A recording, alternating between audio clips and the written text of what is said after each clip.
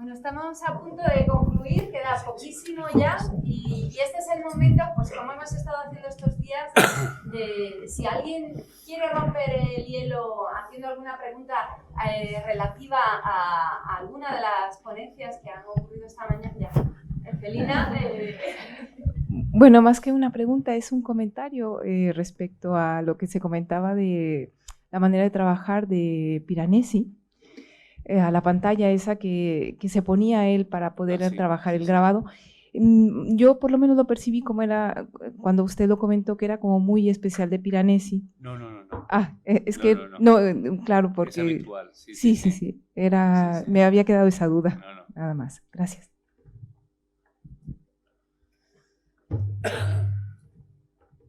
Sabemos que la mañana ha sido de un día de intensidad, con lo cual aprovechad para preguntar aquello que siempre quisisteis saber y nunca os atrevisteis a preguntar, como se suele decir.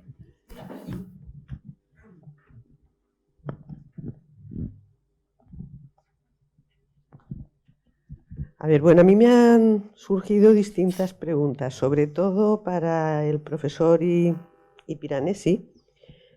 Entonces empiezo por ahí. Somos ya uno, ¿eh? Por una parte, ¿cuántas copias, si se sabe, hacía Piranesi? Otra, han encontrado el precio porque él dijo que en algunos se sabía o se creía que ponía el precio en sus estampas. Y bueno, otra sería, si no hay una visión generosa por parte de los estudiosos actuales sobre que los coetáneos que hacían la introducción a la obra de Piranesi no la firmasen, porque otra maléfica por mi parte interpretación es que no quisieran juntar su nombre al de Piranesi, que bueno, según deduzco, no tenía muy buena prensa, que decimos hoy en día. Eso por ahí. Y luego también quería, para nuestro artista, que ha hecho una exposición estupendísima bajo mi punto de vista, si conocía la fotografía que nos han mostrado de la cama esa deshecha o no. Si la conocía, si le inspiró, y si no la conocía, qué sensación le ha producido ver la misma obra. Gracias a todos. He apuntado sobre una servilleta de papel con un lápiz diminuto, estupendo. Yo lo uso así también. La primera pregunta, discúlpame, ¿me la repites? No la del precio, sino... las copias, eso es. Sí. El número de copias dependía de la fortuna, lógicamente, de cada una de las obras, ¿no? Y haciendo un seguimiento de las conservadas y conocidas en distintas bibliotecas, etcétera, sí se han podido precisar que de algunos ejemplares había una tirada determinada, porque existen libros de contabilidad. A la muerte de Piranesi, por ejemplo, de las Vedute di Roma, había sueltas, no encuadernadas, simplemente estampas sueltas, un volumen de 500, 1000, 2000 por cada estampa, para haceros una idea del volumen de producción casi industrial que tenía Piranesi. Y luego en otros casos también había ejemplares encuadernados, también él llevaba la contabilidad de esos ejemplares encuadernados, los hijos también le hicieron en París y dependían del tipo de cliente, una encuadernación de un tipo, una encuadernación lujosa, con hilos de oro, etcétera. Y esa contabilidad existe relativamente. Además, él tenía una serie de catálogos de venta donde iba colocando su producción sucesiva, ¿no? A partir del año 61 comienza a hacerlos. Es una estampa preciosa y va numerando. Voy por la Vedute di Roma 59. Si habéis estampado ese mes una más, la ponía a mano, y etcétera. Es decir, que si hay un control más o menos, una producción verdaderamente intensísima, importantísima, por ejemplo, de las Antiquitas Romane, que es una obra ciertamente importante, carísima, enormemente cara, solamente en un mes estampó y encuadernó, en un mes, y son 250 estampas en total. Estampó 52 ejemplares. Es decir, existen posibilidades de contabilizar esa producción y sobre todo su muerte, el inventario de post-mortem en su propia casa en el Palazzo Tommati se descubren porque se cuentan, ¿no? Dice, resmas de papel de la Vedute di Roma, de la vista de la Plaza de San Pietro, 2000 sueltas. Luego los volúmenes encuadernados, ¿no? Luego después, con respecto a los precios, en los primeros, cuando todavía no está instalado de una manera definitiva, cuando está instalado en la Vía del Corso, frente di Rimpetto a la Academia de Francia, frente a la Academia de Francia, en una pequeña bodega, un pequeño taller, etc. Y quien le comercializa las estampas todavía incipientes, las cárceles, la primera parte de la arquitectura, etc., Bouchard, Rotilli, Gabrielos y libreros franceses, etc., ahí no suele haber el precio. Sin embargo, a partir del año... a veces en Gabriel Bouchard ponían a veces el precio, pero sobre todo cuando se instala en el Palazzo Tommati en 1761, sí que él graba en el borde mismo de la huella de la estampa, graba presso l'autore, si vende presso l'autore nel Palazzo Tommati vicino alla chiesa della Trinità dei Monti, a 2 paoli e mezzo. Este precio sirve para datar el Estado entre 1761 y 1778, porque cuando muere, los hijos cambian los precios y borran el precio para encarecerlo, etcétera, etcétera, ¿no? O sea que sí se controlan los precios de las estampas. Y me decías en cuanto a al tema de las autorías, ¿no? El comentario de Bianconi fue un comentario malévolo, hasta extremos que curiosamente tuvo mucha fortuna, mientras que la biografía de Legrand, que es posterior, 1790, y que es fruto de un conocimiento real del Piranesi, pero sobre todo de artistas pensionados franceses que han convivido con Piranesi durante los años 60, 70, Yves Robert, Lelogen, Vernet, tantos artistas franceses, y los propios hijos de Piranesi construyen una biografía ciertamente muy cuidada, no exenta de errores o de arbitrariedades o de un exceso de cariño, por decirlo de alguna manera, y que iba a servir para introducir la estampación en París de toda la obra completa de Piranesi. Por tanto, una biografía pensada por la familia para ilustrar las relaciones, los vínculos, etcétera, etcétera. Sin embargo, como te decía, la primera biografía, que es de 1779, recién fallecido, y publicada en la antología de Le Belle Arti en Roma, de Bianconi, esto fue una especie de panfleto, ¿no? Por un lado, mantenía el elogio y el respeto al muerto recién fallecido, llamándole de una manera efusiva y que ha marcado como un poco la historia y la fama de Piranesi, en ese momento mismo el Rembrandt del Aguafuerte, etc. Pero se dedicó fundamentalmente a criticar dos aspectos.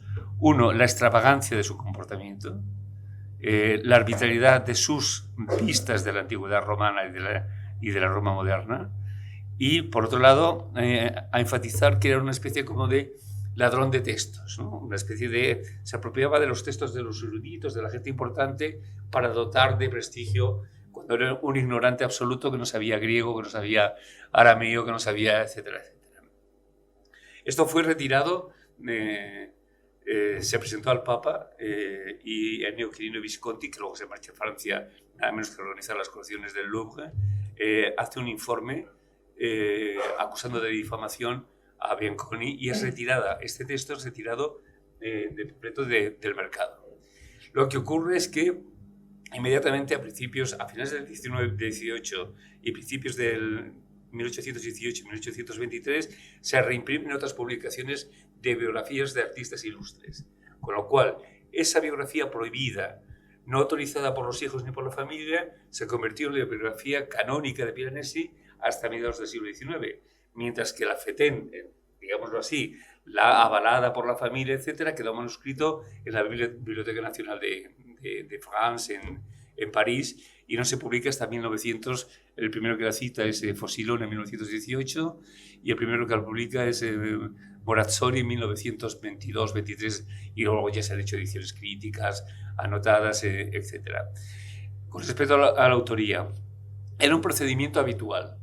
Él, cuando llega a Roma, es acogido no solamente por arquitectos, artistas, etcétera, sino por cenáculos intelectuales, tertulias importantísimas y personajes de una importancia erudita e intelectual muy poderosas. Contucci es nada menos jesuita y es nada menos que el responsable del Museo Kircherianum de Roma, de los jesuitas, de Athanasius Kircher, lleno de fábulas extraordinarias, un erudito prodigioso, tanto como Kircher, que leía y hablaba todas las lenguas del mundo, hasta las que no existían, las controlaba todas. Llegó a reconstruir a partir de un ladrillo que le trajo un jesuita de Medio Oriente, a partir de un ladrillo reconstruyó la torre de Babel entera. Es decir, era un personaje, Athanasius Kircher, extraordinario. Y en su museo había unicornios, había máquinas ópticas, catópticas, bueno, impresionante. El cuidador, el conservador de ese museo y un erudito prodigioso con obras de una altísima calidad intelectual, era muy amigo suyo. En segundo lugar, Bianchini, Gianludovico Bianchini, hijo de Francesco Bianchini, prefecto de la Antiquità de Roma, que le conoció un poquito a Piranesi, solamente un poquito, pero su hijo se convirtió en mecenas y protector y le enseñó todas las ruinas, todo el Vaticano, todas las bibliotecas, etcétera, etcétera, y escribió para él. Porque en ese momento Piranesi tenía un cierto conocimiento del latín, porque tenía un hermano franciscano en Venecia, era culto, pero con una cultura desordenada y espontánea, no arreglada, por decirlo de alguna manera. Tampoco la del arquitecto la consiguió de forma arreglada en una academia concreta, sino que existían las academias privadas que existían en Venecia, de Carlo Odoli, de Andrea Musalo, al Círculo del Cónsul Smith, al lado del puente de Rialto, y luego la práctica concreta del ejercicio de la arquitectura. No una enseñanza arreglada ni en un sentido humanístico, literario, etcétera, pero sí tenía rudimentos de todo esto.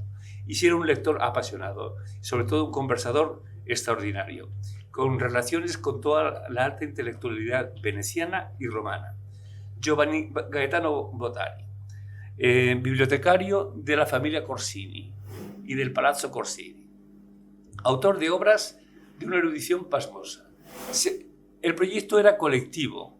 De la plata del Noli, la curia decide realizar una guía de Roma, escrita sin nombres y ilustrada con estampas. El primer proyecto fue el de Giuseppe Bassi, su maestro. Es decir, era un procedimiento habitual que ellos no firmasen esas obras. Luego, además, se convirtieron en íntimos amigos de Piranesi, con lo cual Piranesi les contaba, mediante el grabado, la conversación, la tertulia, etcétera, sus ideas, sus sueños. Leían a el Giambattista Vico, leían a Gori, a los etruscólogos, etcétera, y ellos construían el texto en función de las ideas de Piranesi. Eso es. Autoría colectiva, pero generosamente hecha, compartiendo un proyecto, ¿no? Compartiendo un proyecto. Y Mateo, tú tenías ahí una pregunta. Bueno, tenía ahí una pregunta de si conoció otras camas, por decirlo de alguna forma. Quizá no he elegido bien la imagen que tenía que mostrado, porque realmente los mapas que me interesaban eran los de, vamos a decir, mi mujer, o en ese momento, ¿no? Y realmente las referencias eran más esos retratos casi de desnudos, de conocimiento del cuerpo como conocimiento de cómo es otra persona, ¿no? Entonces, la alusión, por supuesto, tienen un cierto erotismo, se intuye el cuerpo de mi mujer en cada momento, en ese mapa, en esa imagen, y sí tiene, digamos, esa metáfora del conocimiento geográfico o del el trazarte los caminos para ir conquistando cada cumbre, cada valle, etcétera, de ese cuerpo que se intuye en esas en ese mapa, ¿no?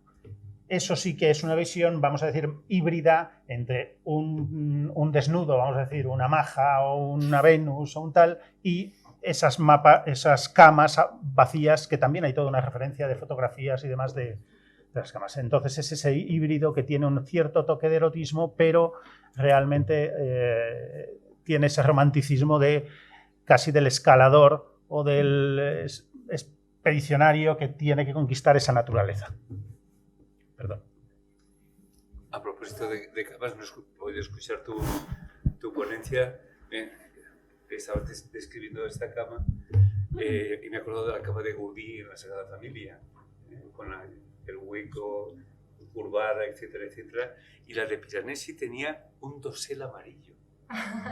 Y es una cosa realmente sorprendente y genial, ¿no? Hola, buenos días. Lo primero, felicitar sobre todo por la jornada de hoy. A mí me ha parecido espléndida. Quería señalar una cosa por un lado y hacer una pregunta luego al señor Cordero por otro. Respecto a la exposición de Piranesi, es verdad que en estas jornadas no era el objeto de estas jornadas hablar de ese tema, pero quería señalar que se ha hecho un trabajo de catalogación exhaustivísimo en el Servicio de Bellas Artes de allí, de la Biblioteca Nacional, por parte de mis compañeras, fundamentalmente. Gracias a ese trabajo de catalogación se ha ido individualizando cada una de las estampas de Piranesi que tenemos dentro de la colección. Antes las formas de catalogación han cambiado tanto como las formas de grabado, entonces en cada momento se hace de una manera, con lo cual la forma de catalogar antes no era la adecuada para facilitar ahora mismo el acceso a todo ese tipo de documentación a la original, y luego a toda la labor de digitalización que se ha hecho de toda esa colección, que va a permitir que todos nosotros tengamos acceso a esas imágenes a través de nuestro propio catálogo. Por otra parte, también quiero señalar que a la hora de describir esas piezas, en otra parte de la catalogación donde se señala la asignatura, tendrá que aparecer, y posiblemente aparecerá, todas las labores de restauración que se hayan hecho en cada una de esas piezas, con lo cual nos va a ayudar a ser más eficientes en la gestión de nuestro trabajo. Porque si una cosa ya está realizada y está señalada, no la hacemos dos veces, ni lo buscamos dos veces. Eso por un lado. Y luego la pregunta que le quería decir al señor Cordero, que me ha parecido todas me han parecido estupendas, pero la suya me ha gustado un montón, porque ahora mismo, bueno, yo tengo una cosa en la cabeza, una serie de trabajos que estamos haciendo allí en el Servicio de Bellas Artes, relativo al posible estudio que se pueda hacer de las labores de las galerías de arte, sobre todo del ámbito de Madrid, por irnos un poco limitando. Claro, yo lo que me falta es mucha información. Yo no sé cómo se puede encontrar, ni siquiera si hay un estudio exhaustivo de las tareas de esas galerías de arte, sobre todo en ese periodo de los años 60, 70 y 80 posiblemente, y quizás hasta los 90. Nosotros estamos empezando a trabajar un fondo que recopilaron las compañeras mías que han trabajado durante toda la época anterior, de recopilación y de donación de grabado contemporáneo a través de donaciones de los propios artistas o de las propias galerías de arte. Entonces esa colección no solamente se compone de la pieza original, del grabado original, sino de la documentación que nos iban aportando los distintos artistas o las distintas galerías de arte. Entre ellos pequeños cataloguitos y pequeños folletitos o incluso invitaciones a inauguraciones de esas exposiciones. Y entonces a mí me falta mucha información relativa precisamente a esa labor, a ese trabajo que hacen y están haciendo o han hecho las galerías de arte, y yo no sé si hay algo editado, algún estudio, alguna tesis, yo qué sé, lo que sea, porque he buscado, he rebuscado, de 100.000 maneras y no encuentro. Mi conocimiento es limitado quizás, ¿no? Pero en principio te diría que no, no hay datos, porque desgraciadamente la labor de la galería pues ha tenido un reconocimiento muy confuso, Por una parte somos como los mercaderes, nosotros nos consideramos agentes culturales. Para la derecha somos unos rojos y para la izquierda somos unos pijos. O sea, no sé cómo explicarte. No, es un problema cultural en España que no se piensa que todo el sistema del arte, todos los agentes privados, públicos, artistas, curadores, directores de museos, formamos parte del mismo. Este es un sistema que tiene muy claro en otros países. En España no está del todo claro. Las galerías dedicamos a lo mejor un 20% a actos comerciales, el 80% a documentación, preparación de exposiciones, explicación, recepción de gente, etcétera, etcétera. Pero no estamos muy bien reconocidos como agentes culturales y nadie se ha interesado tampoco específicamente por nuestro trabajo. O sea, no ha habido... Es muy difícil que un propio galerista pueda hacer ese trabajo de documentación. Algunas galerías han publicado su memoria, que normalmente son recortes de periódicos y tal, pero no es su papel. Eso tendría que venir de alguien de fuera, de alguna manera, que investigara y que hiciera un poco este tipo de recorridos y memorias. Yo, por interés, he tenido alguna ocasión de completar, pero ha sido más bien documentación de algunos... Al Reina Sofía preparé una documentación sobre estampa popular, por ejemplo, que ya había hecho antes el Museo Municipal, de recibir como un conjunto importante con algunas donaciones de obra. Pero claro, esto si lo puedes hacer con los agentes vivos, pues está bien. En cuanto que desaparezcan los agentes, te has olvidado porque la documentación, etcétera. No ha sido objeto de estudio porque no ha sido objeto quizás de valoración el trabajo de las galerías en concreto. Hay unos estudios muy genéricos, unos test que nos pasa la Fundación de Arte y Mecenazgo, la Feria de Basilea, pero el problema es que el problema del mercado del arte es que se basa en los precios publicados, que son las subastas, que es un mercado que no es significativo, es significativo de la situación económica más que del valor y de las transacciones de arte, o la información que dan las ferias. Pues las ferias dan una información recibida un poco de manera terciaria de las galerías y con la idea del éxito. Entonces, claro, esos son los precios y los datos publicados. En cuanto a la gestión, etcétera, que yo sepa, que yo conozca, no hay. Sería una labor bastante interesante y yo creo que las galerías sí estarían dispuestas a participar en esto. ¿Puede ser una mala noticia? Sí, podría... No hay. Un momento en el que, por una parte, empiezas una tarea y dices, jolín, es que no hay nada. ¿Dónde miro? Pues es mejor casi. No está. Porque dices, bueno, pues es Claro, un terreno realmente sin estudiar. Un poco todo el mecanismo económico. Sí. Si yo puedo decir una cosa antes, que con respecto a una cosa que comentó Mateo sobre el precio o la edición ilimitada y tal, al final no, me refiero a que igual que la percepción de la obra de arte cambia según las épocas, hay cosas que eran arte, que luego no fueron arte. Yo hablaba antes del ukiyo-e. El shunga se permite en Japón cuando se acerca a llamarse arte. Cuando era pornografía o obsceno, no se admite. Igual que la estampa que se utilizaba, la estampa religiosa, se utilizaba para pegar en un baúl o para que tuviera suerte o el viaje, no tenía un valor artístico, aunque sí era apreciada artísticamente, yo creo, pero no tenía un valor artístico. Claro, de las 10.000 estampas de algún grabado de Durero que a lo mejor se estamparon a las 100 que quedan ahora, su valor ahora mismo no tiene nada que ver. Es decir, el valor cambia, sea un objeto ilimitado de edición o no, cambia por la percepción. Un ejemplo muy claro, la cartelería política. Yo he tenido una colección de mayos de carteles del 68, que hemos expuesto en la galería ahora, en el aniversario, que ha recabado el interés de los museos. Eso era obra gráfica que se hacía en los talleres ocupados de París para pegar en las calles. Eso no tenía un valor. Ahora, sin embargo, es un objeto de museo. ¿Por qué? Porque define muy bien la época o la significación de la época, ¿no? Bueno, que se me quedó antes por decir. Mateo, ¿quieres comentar algo? No, porque da para otra ponencia el concepto de valor en una época, no solo de una estampa de tal, sino de X artistas. La propia utilización política, cómo se provee, no nos engañemos, es mercado, se crean productos artísticos y se lanzan, se prepara, con lo cual dentro de 30 años lo que hoy consideramos un gran artista y ha vendido como churros, lo dicen, oye, me has engañado, digo, mira, tú sabrás qué producto has comprado, pero tienes que ver que en su momento te has validado, ha sucedido. Bueno, sí, sigue sucediendo. Entonces, no digo nada también porque quizá somos muchos expertos que venimos tanto desde la institución como, vamos a decir, que los artistas sí que analizamos cómo y qué importancia tiene cada iconografía en cada momento, su genealogía y de dónde viene, y sobre todo su originalidad y potencia y su fuerza. Y yo creo que sí se intuye qué es lo que puede quedar de cada época, sobre todo por su personalidad, lo que más transmite la personalidad de un artista o de una época, eso aguanta. lo que se diluye casi en decoración ornamental, eso pues se va muriendo, ¿no? Entonces, bueno, pasa en todo. O sea, no es... No sé si alguien tiene alguna pregunta más.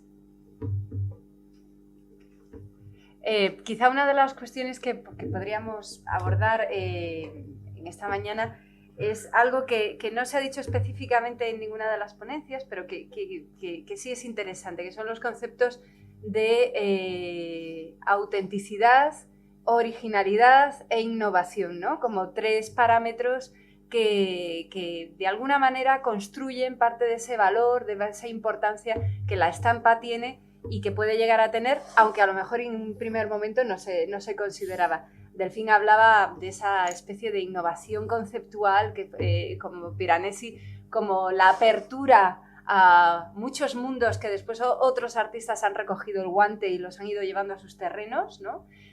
Casi como un visionario, ¿no? Podríamos decir. Mateo, por su parte, estaba también hablando de esa idea de la revisión del icono para reconstruir o construir una imagen crítica, una producción que es crítica y que cuestiona un contexto. Y Fernando estaba hablando de cómo una imagen impresa puede pasar sin ser transformada a ser valorada de muy distintas maneras según sus contextos y según sus principios. Entonces yo creo que los tres, digamos, que de alguna forma habéis aludido a esos 3 conceptos, no sé qué pensáis en cuanto a la relación que tiene con el tema que estamos tratando, estampa y sociedad, ¿no? Esa interlocución. Hola. Sí, bueno, lo has dicho muy bien. Claro, hay un pocas... o hacemos otro curso paralelo, claro, para el argumento. Yo creo que los conceptos que has enunciado son conceptos que han sido debatidos desde Benjamin hasta nuestros días de una forma intensa desde el punto de vista conceptual, filosófico, estético, etcétera, etcétera. Con lo cual, yo lo único que puedo decir es que comparto lo que has dicho. Yo creo que ciertamente esos criterios de originalidad ya han pasado de ser criticados o cuestionados, etcétera, como pasó en un momento determinado con la fotografía. Una parte de la fotografía es despreciada por los grabadores porque... primero porque le conviene el terreno económico, comercial, etcétera, de difusión, y en segundo lugar la fotografía también comienza a desplazar de una manera, y además se la considera poco original. Pasaba, por ejemplo, en el siglo XVIII con las pinturas de Canaletto, ¿no? Frente a las de Piranesi, que abrían ese universo fascinante de una nueva construcción de la imagen, de nuevos temas, nuevos argumentos, etcétera, etcétera. En el caso de Canaletto, todo el mundo pensaba que hacía, sobre todo en los años 20, etcétera, ¿no? Durante el romanticismo fue despreciado frente a Guardi. El pintor más acuoso, por decirlo así, más romántico, más facilón, llenaba los espíritus y los estómagos de toda la cultura europea del romanticismo. Mientras que Canaletto era pobre, despreciable, que repetía sistemáticamente la misma imagen precisa, fidedigna, como una especie de vista topográfica, casi una fotografía, tipo más aburrido, ¿no? Hasta que, además usaba la cámara oscura, pecado donde lo subiera en ese momento, ¿no?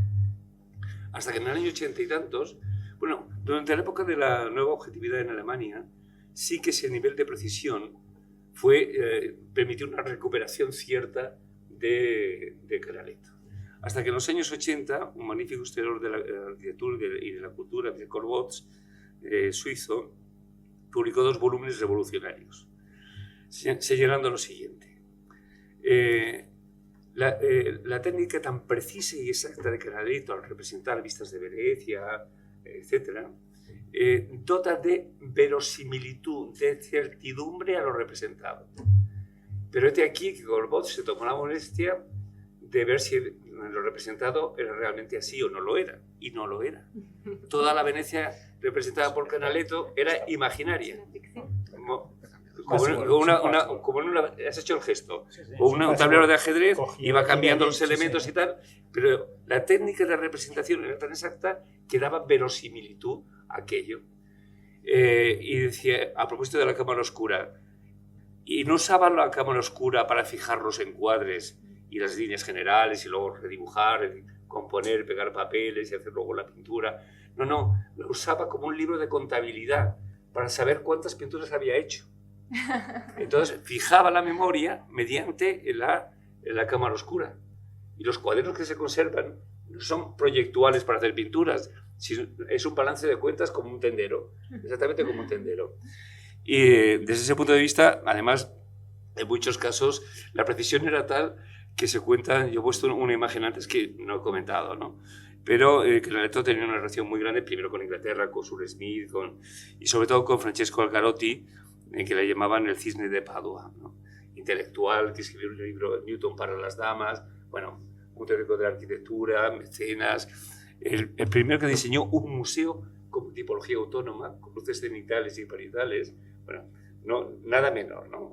Un dandy de la época, asesor de príncipes, como pues la compra de colecciones, pintura, etc.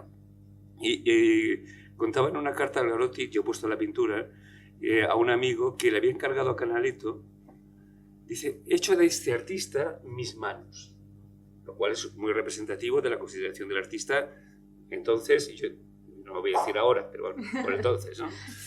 Y le he propuesto un nuevo género de pintura, que en el Gran Canal de Venecia represente todos los edificios paladianos de Vicenza. Y reunió en un salón típico veneciano de tertulia, conversación, damas, señores, artistas, intelectuales, políticos, clérigos, y les enseñó este nuevo género de pintura. Era tan preciso la representación del Palazzo Chiericati, la Basílica de Vicenza, en el proyecto no realizado para el puente del Rialto de Palladio, y el Gran Canal de Venecia en medio, que la gente, lo cuenta en una carta que está publicada, le preguntaba a Algarotti, ¿dónde está este lugar, los venecianos, de Venecia que yo no conozco? Y era la precisión lo que había dotado de verdad a algo que era una invención y una creación artística, ¿no? Era la exactitud, la precisión, etcétera, etcétera.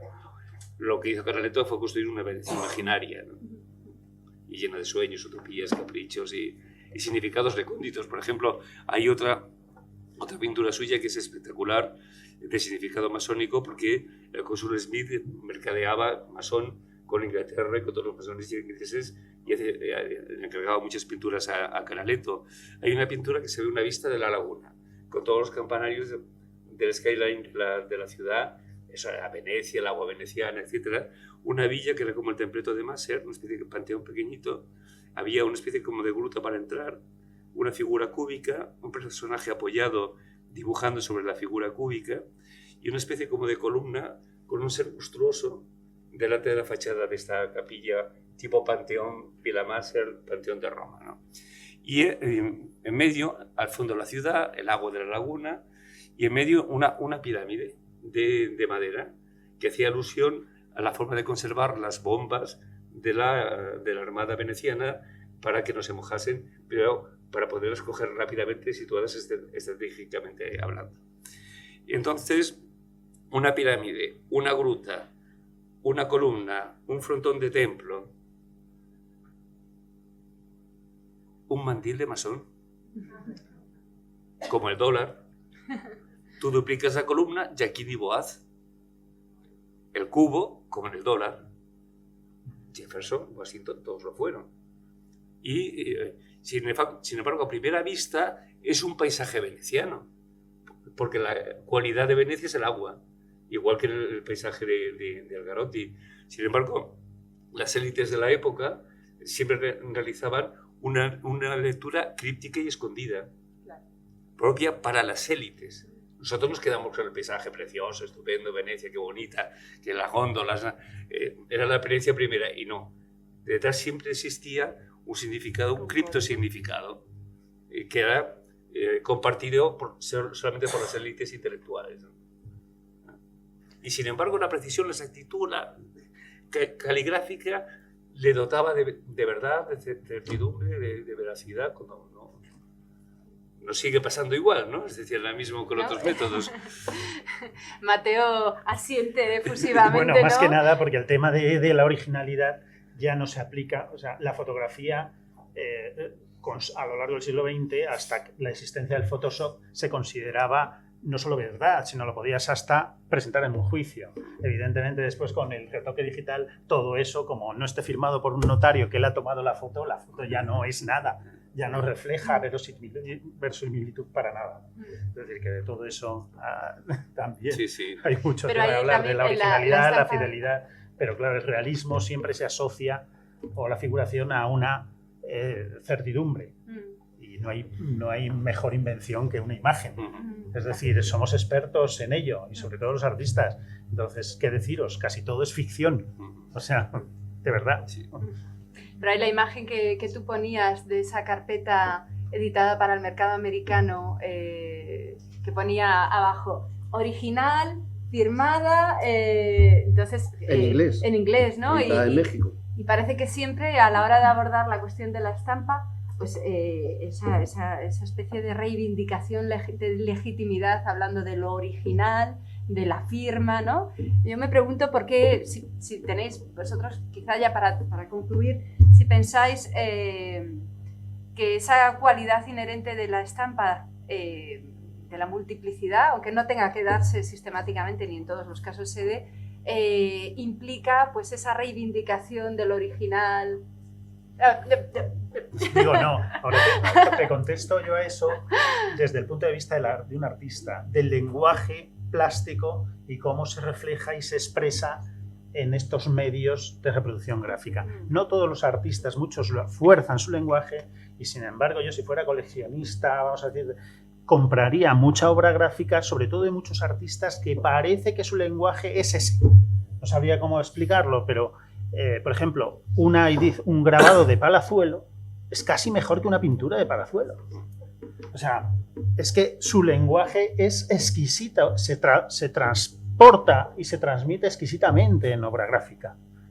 Yo evidentemente defiendo la obra gráfica por sus valores intrínsecos. Y Aparte aparte de sus valores de los mercado. valores de... Los valores de la gráfica son precisión de significados, economía de medios, porque se trabaja en un tamaño así, históricamente con blanco y negro, es decir, trabajas con armas de dibujo. Sí, sí. Trabajas con precisión de significados. No tienes una cosa muy bonita que poner ahí pintando, haciendo una escultura. No es bonito, no, es muy poco decorativo.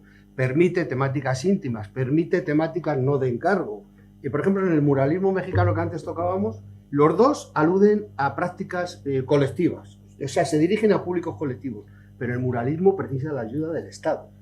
Por eso un poco el muralismo deviene en política de Estado. Y el panfleto. El grabado, sin embargo, se puede proteger, porque el grabado es más humilde. Entonces, yo defiendo la estampa por sus valores intrínsecos que tienen que ver con su propio lenguaje. Luego ya cada artista hace una práctica, etcétera, etcétera. Pero creo que sí que hay unas condiciones que son las herramientas con las que trabaja. Precisión de significados es conceptual por naturaleza y se dirige a un público colectivo. Eso le marca una serie de pautas que a mí me parecen de interés, ¿no? Y que quizá justifican esa pervivencia, ¿no? Que a pesar de esa especie de mundo hostil que a veces parece que hay alrededor casi de Mira, cualquier... la apreciación de la gráfica es cíclica. Hay periodos. Ahora, por ejemplo, es un periodo de apreciación culta. Los museos todos ponen gráfica, compran gráfica, etcétera. Sin embargo, la apreciación popular ahora mismo está más baja. Es decir, pero hay momentos en los que hay difusión popular, como pasó con la novela o como ha pasado con la poesía o con el cine. Oscila. Ahora mismo estamos en un periodo que hemos entrado mejor en el museo y en las colecciones que el uso, la función social de la estampa, que a mí me interesa. A mí me interesa el consumo, la decoración, me interesan todos esos aspectos, porque todos esos aspectos son los que describen el nivel cultural de una sociedad en un momento determinado, ¿no? Me pongo un poco enfático porque defiendo lo mío. De todas formas, yo creo que, claro, aquí estamos todos como en casa, porque estamos todos de acuerdo en lo importante, en lo significativo. Sí. Quizá estaría bien tener algún elemento disruptivo que... Pero al hilo de lo que tú decías, ocurre algo parecido con el tema del dibujo. Lo que tú te referías a la dimensión, la escala, como un laboratorio de libertad, no coartado por presiones, etc. Y con una relación con el cuerpo verdaderamente extraordinaria. El peso de la mano. el tratado del trazo, de los distintos trazos, las sombras, moverte. Hay una especie como de medida natural para esta dimensión del soporte, el instrumento intermedio y el movimiento de la mano y del trazo. Está apagado a la vida, a la biografía, a los sentimientos, a las emociones, espacios de libertad, espacios propios, ¿no? Y donde el peligro, la agresividad del público incluso desaparece, quiero decir, no te puede regredir. No, yo recuerdo en ese momento, a este respecto, los cuadros no pintados de Emil Nolde cuando fue condenado por los nazis. El que era más nazi que Hitler, ¿no? Pero los deportan al Báltico y le prohibieron pintar. Y por las noches consiguió papel, consiguió acuarelas, etc. Sacaba las acuarelas con pocos colores al rocío de la nieve. Y por la mañana la recogía con la obra terminada. Los cuadros no pintados.